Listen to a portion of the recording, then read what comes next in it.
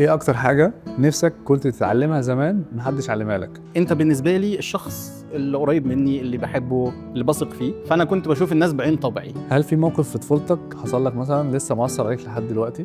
بشوف انه لما انت بتبقى عندك اسئله وما تلاقي لهاش اجابه مع الناس اللي المفروض عندهم الاجابه، ده بيبقى شيء محير جدا. الناس عندها اعتقادات قريبة من بعض، الثقافات قريبة من بعض. انا بحسدك على التجربه الحلوه دي، انك بتطلع على حتت ممكن ناس ما تكونش وصلت لها وهي قاعده مع نفسها. ايه اكتر فكرة بتحاربك كل يوم؟ لسه كنت اقول لك برافو عليك. على قدر ما هي مرهقه نفسيا، انما ممكن بشويه ترويض تبقى موتيف ليك وبوش انك تبقى احسن. بتفكر فيها قبل ما تنام؟ بسترجع مواقف وناس واشخاص وبتخيل حاجات وبرسم عالم كامل ليا. ايه اخر مرة نمت كده مرتاح نفسيا وانا مش هعمل سكرول على الموبايل؟ هل بتحلم احلام متكررة؟ مش من عادتي الفضفضه، انا كتوم شويتين ثلاثه.